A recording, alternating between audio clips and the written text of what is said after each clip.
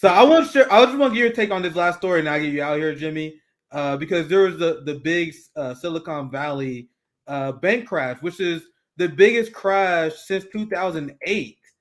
And I want you to take on this because you already got these capitalist fucks already coming out and say we must do this bailout of the bank. So here's Mark Cuban. I'll show you guys this. This is Mark Cuban. The tragedy of Silicon Valley Bank is that it's not the wealthy taking the hit. It's the thousands of companies who borrow from SVB and were required to keep their cash in SVB. Those entrepreneurs and their employees and vendors are feeling the pain, and they are who the Fed should protect. So it's funny how whenever the working class struggles, millions go homeless. You have 500,000 that could have been saved under the pandemic. We have healthcare. That's not worthy of a bailout and money to the working class, but it's always when the bankers. So I'm just doing a quick crash here so we can get Jimmy take on here. But yeah, he's worried about the little guy. Yeah. Worried about the little guy. Well, again, if you're so worried about the little guy, Bill Gates and Jeff Bezos could fund about 10 fucking banks right now. And why don't they do it? If it's so important and they're all philanthropists and Bill Gates is going to give all his money away anyway, we worry that. Yeah. Well, why not fucking do it? Why do you got to keep going back to the government? And a few more things I want to show you because obviously this is the result of white collar criminals and these capitalists that keep getting these bailouts. And this is why I'm a Marxist. I think we need to seize these these assets, especially when you had the 2008 financial crash. Like, the best I can do for you capitalists is you get one chance. The second this crash happens, it's ours. But that's just my position. This is the CEO, Silicon Valley Bank CEO, Greg Becker. Remember that name. Greg Becker sold 3.6 million of the company's stock under a trading plan less than 2 weeks before the firm to close extensive losses that led to their failure. Do you guys think that's a coincidence? And then you had a ton of these Silicon. It's just like when Bill Gates sold all his stuff. So when he had stock in Moderna, he said about how the vaccine was great. It stops the virus. It does all these things. It's the greatest thing ever. And this is how we're going to end the pandemic. And we just got to get more people to take it and take. And then as soon as he cashed in his stock, he starts saying, it's not really that good. It's not long acting. It doesn't stop transmission. It's mostly a disease of old people anyway, like the flu. Anyway, but you know what this new thing is? And always got, and so it's the same. And it's and that's as soon as he got his. And so Bill Gates, who owns the media, we've done stories about how he's used $300 million to buy media and journalism around the world. He's the second biggest funder of the WHO, which YouTube used as their guidelines. We couldn't cross on YouTube. They used the WHO. Well, who's the funder of the WHO? Number 2 is Bill fucking Gates, ahead of countries. The first one, I think, is China, and then it's Bill Gates, then it's Germany, then it's the United States. It's like, what? And so now this is the guy picking criminals to run the fucking WHO, which is why that guy who's in bed with a terrorist organization in Ethiopia, for fuck's sake, he's the guy he's not even a doctor. He's a goddamn, right? Isn't he a veterinarian? No. Yeah. Anyway, that's how that Ted, whatever his name is. So so we're being run by Bill fucking Gates because he's got money in a goddamn vaccine stock. And then as soon as he cashes it out, he starts shitting on the stock. Yeah, it's so fucking rigged. It's so out in the open too. But Bill Gates bought all the media out, so they know no one will call him out for that blatant extreme blatant. So this is another example of how the game is rigged. There's a few more receipts here. This is SVB. If you guys don't know, like, SVB is not giant, but they are one of the largest banks because they loan out to tech companies. So like in this one area, they pretty much run this shit in tech, right? And that's why you got all these people who are beholden to the tech industry that's calling for bailouts now. We can get to that here soon. This is from Forbes. This is how you know the game is rigged. And it said, you see, this is how you know the game is rigged. Proud to be on Forbes' annual rankings of America's best banks for the 5th straight year, Jimmy. And now it started that way, and now look how it ended. Wow. So, and there's more. There's more people in leadership, executives. Look, breaking before the collapse of Silicon Valley Bank. These are the executives that sold their shares. before it. And remember the name Gregory Becker. Actually, fuck it. I will introduce him now. Actually, hold on. I didn't share the tab. I keep forgetting to put the button. This is the tab I meant to share. These are the other executives that are selling their shares before this, as usual white collar crime shit that's going on, right? So now you have all these people who benefit from Silicon Valley that's calling for bailouts. The SVB bank crisis, and this is from Ro Khanna, is the lifeblood of the tech ecosystem, and Ro Khanna says they can't let the banks fail. And now here's Ro Neil Khanna again. This is tweet he sent yesterday. This morning, I reached out to both the White House and the Treasury Department to discuss the situation with Silicon Valley Bank. I emphasize the importance of doing whatever is legally permissible and appropriate to support the bank, which is central to the startup and tech economy. So not do whatever legally permissible to give people health care, to end the homelessness crisis. It's to help the bankers. And you guys think that Ro Khanna is coming from this position, from a neutral position? They're not the best we have. This is the last thing I'm going to share, and I give you guys final takes on this. Oh, shit. Let me... I lost it. Here it is. I saw what you're gonna be bringing up, Nick, and I was amazed with that last tweet you're gonna show right here. I was amazed. Here it is. Yeah, here it is. I got it now. So you guys know we got a lot of great comrades in RBN that keep us well informed. So Ro Khanna was tweeting this nonsense out, and lo and behold, the guy he bets against his own policies all the time. Like he's an advocate for healthcare. He'll have private health insurance stocks, weapon defense contractor stocks, even though he's fighting to end the wars, apparently. So Ro Khanna is calling for a bailout because look who was a contributor to Ro Khanna. Greg Becker. You know the CEO who was caught selling his shares? Clown shit. It's more than this. This is the list of the contributions he's had. And then I got some more screenshots. And if you go down this list of all the investments and stock that Ro Khanna have done with these people, he is directly financed by these people, and he does business with these people. It's corruption of the highest order. Not just Joe Manchin, guys. These are the progressives. Sorry, Jim, I know you want to chime in. That I had to share that receipt because Ro Khanna is as corrupt as the neoliberals, calling for a bailout for an industry that he's invested in. But Jimmy, CJ, anything that you got? Go ahead, Jimmy. Exact same.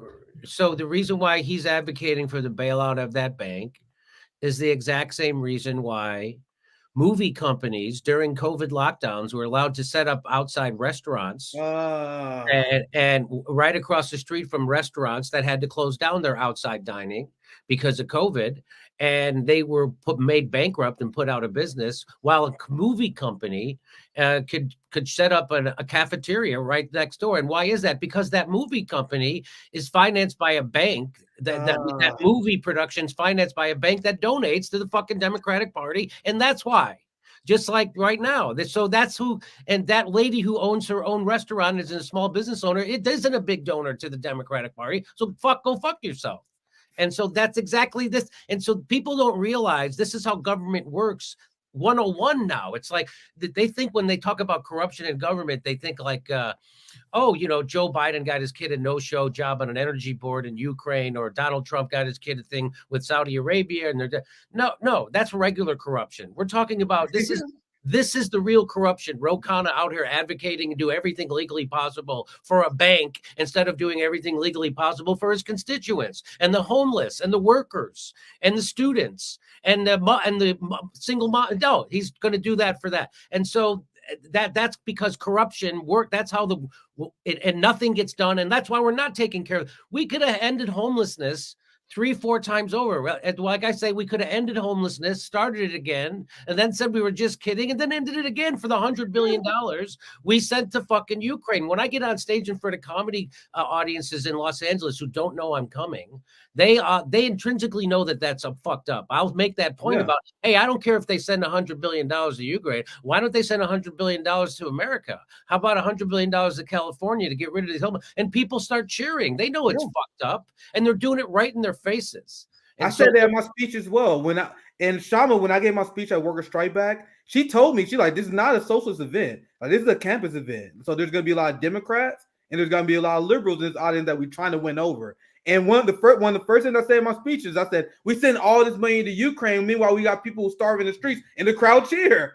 A liberal college campus, not trained audience. So people, to your point, I won't even finish, but to your point, people inherently know. You can just say that to non-brainwashed audiences, they would cheer because they know they're getting eyes. But go ahead, Jimmy. I want you to finish. No, I think that that was my there seems to be like there's going to be another financial meltdown that nobody's talking about, that other people seem to know about. It's coming. I think it's coming, and they don't know what to do. Isn't it fucked up that, hey, we're going to have to increase unemployment so we can get it get inflation down, or we have to increase inflation to get unemployment? It's like we have to inflict pain to this part of the economy so we can make this it's such a fucked up way to run things, and people don't, it doesn't bother them that built into capitalism are bust cycles twice every 10 years. There's going to be recessions and people are going to be laid off. This is no way to run a fucking railroad, man. I can't believe that we can't have more safeguards put in place. I know capitalism is going to rule the day, but Jesus Christ, man, they have officially figured out 100% how to keep the people who are going to rise up against corporations divided. 100%. You can't even get people to come together to try to stop a fucking nuclear war anymore, for Christ's sake. That's how much they've gotten people divided. And they have bullshit organizations like the DSA, which are filled with good people, but led by people who are infiltrators and compromised.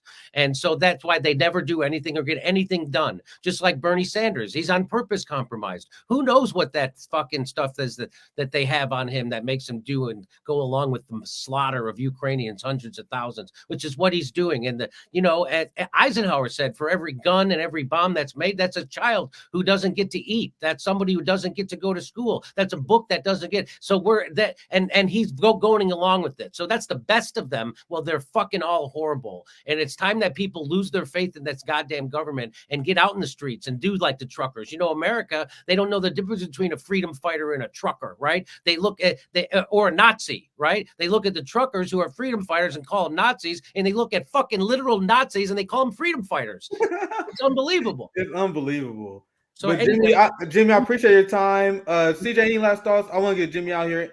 Jimmy, any last thoughts? Anything you want to promote? Keep doing what you're doing, and you keep pushing against the establishment. The two-party is a uniparty, and we're the country's in way worse shape than people think.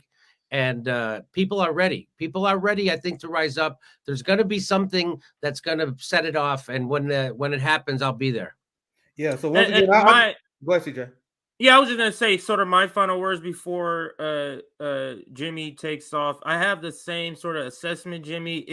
It feels like this is different. I know people are fed up with the system. We've been fed up, but it feels like, Jimmy, I don't know if you kind of feel the same way. I'm not saying we're ready to run out in the streets, but it feels like different than 2020. It feels like people are really fed up, and I'm getting that from the real, like people who are non-establishment people, like, nah, like I'm in that with Marianne Williamson, like you see it with Nina Turner. And I think it's because the people who are the most non-establishment just didn't come out. I mean, she made mistakes, but I'm just saying it's the people who you need to come out who are the most non-establishment, they're not for this milquetoast shit. And people are fed up with that. And you can sense it with Marianne Williamson, that there's people that just like, fuck this shit. I'm not going through this shit no more. So to your point, Jimmy, I feel that.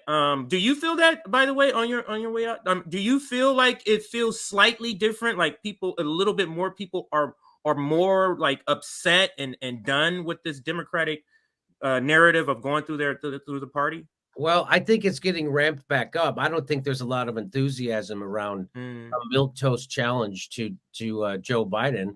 I think all the attention's going to be in the media on the Republican side, because Trump's going to fucking run again. Yeah, that's and true. So they, he's a gift to them,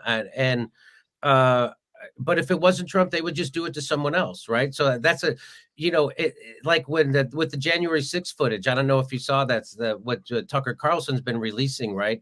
Yeah. And it's what we all thought all along, right? That this was a psyop. That's why they had more cops at the Medicare for All rally for forced to vote. They had way more cops for that than they had at this fucking thing. The own cops on video are being saying we got set up. They wouldn't answer. We called for backup. No, this is all a fucking setup, and to disqualify Donald Trump and outsiders from outside their party from getting any kind of power. They couldn't have that happen again because Donald Trump every once in a while told the truth about our foreign policy, like saying the reason why we're leaving our troops, when he was asked why we're leaving our troops in Syria, he said for the oil. And they're like, what? Yeah, it's for the oil. That's why they're there. And you can't say that. And so the cats, they had to get rid of them. And I had to remind people when you're watching this extra footage that, of course, they kept from people, and both parties come together to try to suppress it right now. They're both in unison, Republican Democrats hating on Tucker Carlson for releasing this shit. And because it reveals that it's all a big fucking lie. That's why Mitt Romney crying about it. That's right. It's a big lie. And it reveals it's a uniparty. And I lost my train of thought, but it's okay. It's okay. I remember I remember Black Twitter, like we remember the footage, and that they wiped that footage because I remember videos being posted. We like the cops let them in. And like I literally a lot of people that forgot, but I will never forget that day on Twitter was so fun because Black Twitter was laughing at it. We was like, it's a joke. This is sad. The cops in it. Can you see all these selfies with these drunk rednecks? Yes, and then they wiped this. Go ahead, Jimmy. Yeah, you saw them taking. So that's what these things are revealing. And what I want to remind people who supported Bernie Sanders is that if Bernie Sanders would have somehow magically figured out how to gain power, they would be doing the exact same thing. And to him and his, they already said that his followers misogynists and fucking all racists and all kinds of shit. They already said all that stuff. They already said he was with the Russians. They would have did the exact fucking same thing. They would have said now they're violent and they're terrorists. Those people are fucking terrorists. They're crazy or they're communists, or they would have called them something. And they would have did that. That's what people don't realize. That it's a little. If somebody actually from the left actually gets power, or an outsider, that's the template they're going to run. They're going to do exactly what they did to Donald Trump. They're going to do it. The only difference is Trump stood up to it more than fucking Bernie Sanders did. He couldn't wait to tuck his tail. He wouldn't even make them get rid of super fucking delegates. The goddamn Democrats, the party of the people, still have super delegates. It's unbelievable. It's unbelievable. So, Jimmy, once again, thank you for your time. And I want to emphasize this because I said this earlier. But big shout out, and I appreciate you for highlighting the Workers' Strike Back event. One of the only big channels that did.